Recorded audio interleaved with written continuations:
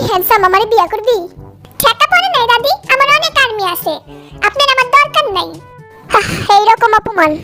এই আর্থিক আমার গীতাটা লো এত সমস্যা নেই, নিয়ে যান, আমার বাসায় অনেকগুলো আছে। এই অনগি ম্যারি মি। দাঁড়ান, আমি আমার আর্মিরে জিগাইলেই আর্মি আমি কি বিয়া করবো?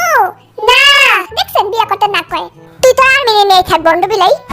এই চিকনা আমাকে বিয়ে করবা? সবাই তো আপনি রিজেক্ট করলো, আমি আপনি একটা জিনিস দেই, দাঁড়ান। এই লন ভালোবাসা।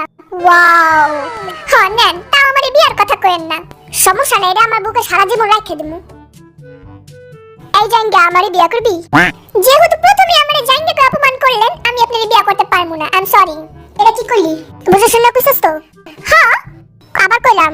হ্যাঁ, তিন নাম্বার নজরে থাকবে কই দিলাম। সমস্যা নেই, আমাকে বিয়ে করবা? আমার কিছু বলার আছে। আমার বিয়ে করতে হলে অনেক পরিশ্রম করতে হইব। এটা কি কয়? আমি একটুখানি মানুষ, আমি কেমনে এত পরিশ্রম করবো? তাইলে আমার বিয়ে করতে চান কেন? আমি বুঝি না তুই এই কথা কবি।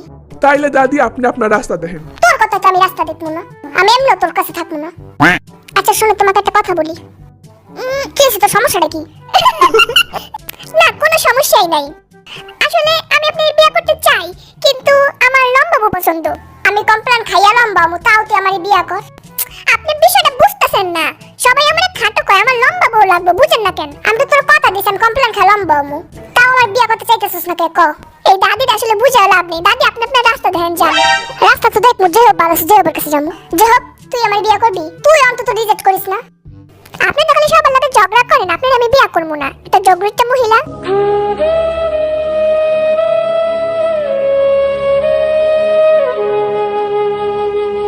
আপনার মতো জগরিটা মহিলার আমি বিয়ে করবো না।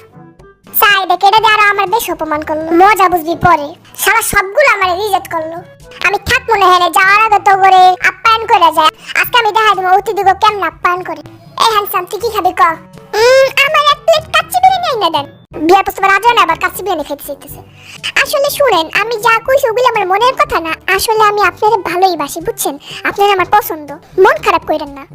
না, মন খারাপের কি আছে? তুই তোমার অপমানই করছস, এন্ড পাম মারস। মুখে এক কথা, মনে আরেক কথা। এই বন্ধু বিলে তুই কি খাবি? আমি মাছ ভাজা খামু। মাছ ভাজা খাবি মানে কি? মাছ খাওয়া তো ভালো না, আমি ওইটাই খামু। আচ্ছা ঠিক আছে, আইনা দে মানে। এই যে স্যার, আপনি কি খাবেন? আমি মুলা দিয়ে ভাত খামু। মুলা দিয়ে খাবি? হ্যাঁ সত্যি? হ্যাঁ, মুলা খেলে কিন্তু গ্যাস বের যায়। হ্যাঁ, আবার হ কয় দুধ। ইস, এই জায়গা তুই কি খাবি? কারে কয়? আপনারা কইতাছে। ও আমারে? আমি ব্যানানা মিল্ক খামু। ব্যানানা মিল্ক খা? শুনেন, আপনি একটা সিক্রেট কই, ব্যানানা মিল্ক খাইলে সুন্দর হয়। সত্যি? হ্যাঁ, আগে কবি না, তাইলে আমি ব্যানানা মিল্ক প্রতিদিন খাইতাম। এখন থেকে খাইবেন? এখন থেকে প্রতিদিন ব্যানানা মিল্ক খামু। হ্যাঁ। আরাম ভাই, আপনি কি খাইবেন? আমারে হেলদি যে কোনো কিছু দিলেই হইব।